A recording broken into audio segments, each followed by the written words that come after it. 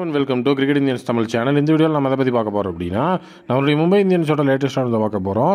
First update என்ன அப்படின்னு வந்து பார்த்தீங்கன்னா, நம்மளுடைய ரோஹித் சர்மா எம்எஸ் டோனியோட IPL 2025 ரெக்கார்டை இப்போ பிரேக் பண்ணியிருக்கிறாரு. எதில் அப்படின்னா நம்மளுடைய MI vs KKR மேட்ச் நடந்தது. ஸோ அந்த மேட்ச்சில் வந்து பார்த்தீங்க அப்படின்னா ஒரு சம்பவத்தை நம்மளுடைய தலைவன் ரோஹித் பண்ணியிருக்கிறாரு. ஸோ அது என்ன அப்படின்னா அந்த ஒரு சம்பவம் தான். ஸோ இப்போ வந்துட்டு தலை தோனியோட ரெக்கார்டையும் பிரேக் பண்ணுற அளவுக்கு போயிருக்கு. ஸோ மெஜாரிட்டி அவர் பண்ணது சின்ன விஷயந்தான், பட் அதுக்கு மிகப்பெரிய லெவலில் வந்துட்டு சப்போர்ட் பண்ணி அந்த ரெக்கார்டுக்கு மட்டும் இல்லாமல் அதை வந்து பிரேக் பண்ணுறதுக்கும் ஸோ ஹெவியாக இருந்தது வந்து ஃபேன்ஸ் மட்டும்தான்.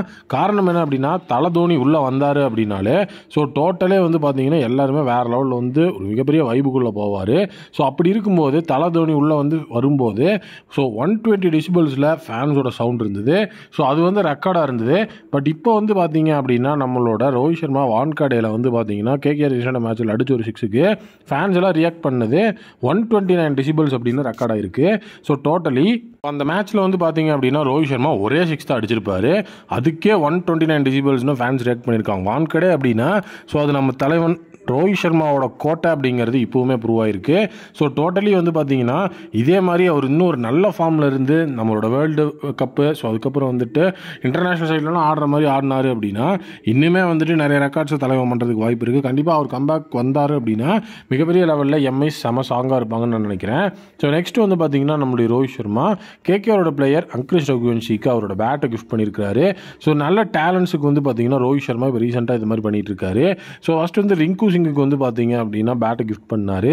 ஸோ அதுக்கப்புறம் வந்து பார்த்தீங்கன்னா இப்போது ஸோ சைடில் வந்துட்டு நம்மளுடைய தலைவர்கள் ஸோ டோட்டலி வந்து பார்த்தீங்க அப்படின்னா அங்கிரிஷ் ரகுவன்ஷி ஸோ அவரும் வந்து பார்த்தீங்கன்னா KKR ஏர்லி விக்கெட்ஸ் அப்படிங்கிறத கொடுக்கும்போது ஒரு கொஞ்சம் டீசெண்டாக நின்று ஒரு லெவலில் பர்ஃபார்மன்ஸ் அப்படிங்கிறத பண்ணது யார் அப்படின்னா நம்மளுடைய சைடில் இருக்கிற பிளேயர் தான்.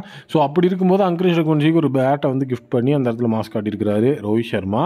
ஸோ நெக்ஸ்ட் அப்டேட் வந்துட்டு மெஜாரிட்டி என்ன அப்படின்னா மும்பை இந்தியன்ஸுக்கு வந்துட்டு நெக்ஸ்ட் வந்து LSGயோட மேட்ச் இருக்குது. ஸோ அதுக்கப்புறம் தான் வந்து பார்த்தீங்க அப்படின்னா ஸோ அவங்க வந்து RCB கூட மோதுறாங்க. ஸோ RCB இப்போ வந்துட்டு ஒரு ஓப்பன் ஸ்டேட்மெண்ட் கொடுத்துருக்காங்க, நாங்கள் MIக்கு இஷ்டான மேட்ச்சில் வந்துட்டு கம்பேக் கொடுப்போம் அப்படின்னு சொல்லி. ஸோ அவங்க வந்து பார்த்தீங்க அப்படின்னா இந்த IPL 2025ஓட ஃபஸ்ட்டு லாஸை GTக்கு எகெயின்ஸ்டாக வந்து பார்த்தீங்கன்னா ஃபேஸ் பண்ணாங்க. ஸோ அப்போது அவங்களோட நெக்ஸ்ட் மேட்ச் மும்பை கூட இருக்குது. அந்த மேட்ச்சில் வந்து பார்த்திங்கன்னா நாங்கள் கம்பேக் கொடுப்போம், பெரிய லெவலில் மும்பையை வந்து வீழ்த்தி வேறு லெவலில் மாஸ் காட்டுவோம் அப்படிங்கிற மாதிரி வந்து சொல்லியிருக்கிறாங்க. ஸோ மும்பை இந்தியன்ஸை பொறுத்த வரைக்கும் ஸோ டோட்டலி வந்து பார்த்திங்கன்னா அந்த இடத்துல அவங்களுடைய ஹோமில் தான் அது நடக்குது. வான்கடையில் நம்மளை வந்து வீழ்த்திட்டு போகிறது அப்படிங்கிறது ஒரு பெரிய விஷயம் அப்படிங்கிற மாதிரி இப்போ எல்லோரும் பேசிகிட்டு இருக்காங்க. ஸோ MI vs RCB ஒரு ஹை எலக்ட்ரிஃபைங் மேட்சாக இருக்கும்.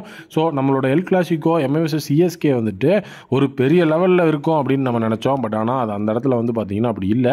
பட் நம்ம எதிர்பார்க்காத ஒரு விஷயம் வந்துட்டு நான் இங்கே நடக்க போது MI vs RCB மேட்ச் வந்து பார்த்தீங்கன்னா சூப்பராக வந்துட்டு ஒரு மிகப்பெரிய லெவலில் ஒரு ஃபயர் லெவலில் இருக்குன்னு நான் எதிர்பார்க்குறேன். விராட் கோலி vs ரோஹித் சர்மாலாம் செம்ம சூப்பராக இருக்குன்னு தான் வந்துட்டு நான் ஃபீல் பண்ணுறேன். ஸோ ஹர்திக் பாண்டியா அங்கே இருக்கிறாரு, அங்கே டிம் டேவிட் இருக்கிறாரு. ஸோ அதுவும் இல்லாமல் ஸோ நம்மளுடைய சிங்கப்பூர் சித்தப்பா இங்கிருந்து அங்கே போயிருக்கிறாரு, வேறு லெவல் ஃபார்மில் இருக்கிறாரு. இந்த மேட்சே வந்துட்டு ஒரு ஹை எலக்ட்ரிஃபைங்கில் தான் இருக்க போகுது. ஸோ MI vs RCB மேட்சை பற்றி நீங்கள் என்ன நினைக்கிறீங்க அப்படிங்கிறத கமெண்ட்டில் சொல்லுங்கள். அப்படின்னு வந்து பார்த்தீங்க அப்படின்னா ரீஸ்டாப்லி vs Rohit Sharma 6 sitting challenge அப்படிங்கிற ஒரு விஷயம் நடந்திருக்குது. ஸோ ரோஹித் சர்மாவை பொறுத்த வரைக்கும் ரீஸ்டாப்லியை ஃபேஸ் பண்ணி 6 சிட்டிங் சேலஞ்ச் அப்படிங்கிறதுல இருந்திருக்கிறாரு. மொத்தமாக வந்து பார்த்தீங்கன்னா 6 சிட்டிங் சேலஞ்சில் 15 பால்ஸ் அப்படிங்கிறத வந்து நம்ம ஃபேஸ் பண்ணணும். ஸோ இதில் வந்து நம்ம பவுலர்ஸை ஸ்வாப் பண்ணி கூட ஃபேஸ் பண்ணிக்கலாம். பட் ஆனால் ரோஹித் சர்மா வந்து ரீஸ்டாப்லியை மட்டுமே ஃபேஸ் பண்ணியிருக்கிறார் 15 பால்ஸில். ஸோ அந்த 15 பால்ஸில் வந்து பார்த்தீங்க அப்படின்னா ரோஹித் சர்மா நிறைய மான்ஸ்டர் சிக்ஸஸ் அப்படிங்கிறத வந்து பார்த்தீங்கன்னா பறக்க விட்டுருக்கிறாரு. ஒரு சில விஷயங்களில் வந்துட்டு அது பவுண்ட்ரியாகவும் கன்வெர்ட் ஆகிருக்கு. மொத்தமாக வந்து 15 பாலில் ஸோ அவர் அடித்தது 7 6. ஸோ அதுக்கப்புறம் வந்து பார்த்தீங்கன்னா 4 பவுண்ட்ரி, மொத்தமாக வந்து பார்த்தீங்கன்னா மொத்தம் 11. அதில் 4 பால் வந்து பார்த்தீங்கன்னா பவுலர்ஸோட கணக்கில் இருந்திருக்கு. அது விக்கெட் அந்த மாதிரியான விஷயங்கள்லாம் இங்கே வரல. பட் கண்டிப்பாக 6 சிட்டிங் சேலஞ்ச் அப்படின்னு பார்க்கும்போது லாஸ்ட் பால் அதாவது 15வது பாலில் தலைவன் வேறு லெவலில் ஒரு பெரிய 6 அடிச்சு விட்ருக்கிறாரு. ஸோ அவருடைய அந்த ஒரு ப்ராக்டிஸ் அப்படிங்கிறதுல இங்கே எல்லாருமே சொல்கிறது ப்ராக்டிஸில் அடிச்சு என்ன ப்ரோ பண்ணுறது, மேட்ச்சில் அடிக்கணும் ப்ரோ அப்படிங்கிற மாதிரி சொல்கிறாங்க.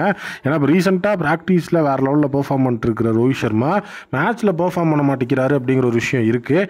எனக்குமே அது வந்து புரியுது. பட் ஆனால் வந்து கண்டிப்பாக இப்போ ப்ராக்டிஸில் நல்லா பெர்ஃபார்ம் பண்ணியிருக்காரு, அடுத்த மேட்ச் கம்பேக் கொடுப்பாரு நம்புவோம். உங்களுடைய ஒப்பீனியன் என்ன அப்படிங்கிறத கமெண்ட்டில் சொல்லுங்கள். நெக்ஸ்ட் வந்து பார்த்தீங்கன்னா பும்ராவோட அந்த ஒரு இன்ஜுரி நியூஸ் இப்போது நம்மளுடைய மும்பை இந்தியன்ஸோட செட்டப்பில் ஒரு ஹெட்டாக்காகவே போயிட்டுருக்கு.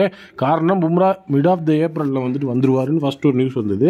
ஸோ அதுக்கப்புறம் பும்ரா வந்துட்டு ஸோ அந்த இடத்துல வந்து ஏர்லி ஏப்ரலில் வந்துருவார் அப்படின்னு சொல்லி சொன்னாங்க. ஸோ அதுக்கப்புறம் ஆர்சிபி கிங்ஸான மேட்ச்சில் அவர் வந்துட்டு அவைலபிளாக இருப்பார் அப்படிங்கிற மாதிரி சொன்னாங்க. இப்போது வந்துட்டு அவருடைய மேட்சப் அப்படிங்கிறதெல்லாம் பார்க்கும்போது அவர் ஃபிட்னஸ் வந்துட்டு கெயின் பண்ணல. ஸோ அதனால் அவர் வந்து பார்த்தீங்கன்னா ஆர்சிபி கிங்ஸான மேட்ச்லாம் வந்துட்டு பார்த்தீங்கன்னா இருக்க மாட்டார். ஸோ அவருடைய அந்த கம்பேக் டிலே ஆகுது அப்படிங்கிற மாதிரி சொல்லியிருக்கிறாங்க. ஸோ கம்பேக் டிலே ஆகிட்டு இருக்கும்போது ஸோ கண்டிப்பாக வந்துட்டு இங்கே வந்து பிளான்ஸ் மாறிப்பட்டுருக்கோம். இப்போ வந்து பார்த்திங்கன்னா ட்ரெண்ட் போல்ட்டு ஸோ தலைவன் நம்மளுடைய சைடில் வந்து பார்த்திங்கன்னா சகர்லாமே நல்ல ஒரு ஃபார்மில் இருக்காங்க. பட் இருந்தாலும் பும்ரா இருக்கிற மாதிரி வந்துட்டு இருக்குமா அப்படிங்கிற ஒரு விஷயம் இருக்குது. பட் ஆனால் பும்ரா வந்துட்டால் கண்டிப்பாக வந்துட்டு ரொம்ப எஃபெக்டிவாக தான் இருப்பார். பட் இப்போ இருக்கிற ஃபார்முக்கு வந்து பார்த்திங்கன்னா பவர் பிளேயில் பெரிய அளவில் நம்ம அடி வாங்கிட்டு இருக்கிற மாதிரிலாம் இல்லை. ஸோ காம்பினேஷனை மாற்ற வேண்டாம்னு ஒரு சைடும் ஸோ காம்பினேஷனை மாற்றி ட்ரை பண்ணலான்னு ஒரு சைடும் இப்போ போயிட்டு இருக்காங்க. So Bumrah suppose ruled out ஆகிறதுக்கும் வாய்ப்பு இருக்குங்கிற மாதிரியும் விஷயம் இப்போ வந்துட்டு இருக்குது. ஸோ நீங்கள் என்ன நினைக்கிறீங்க அப்படிங்கிறத கமெண்ட்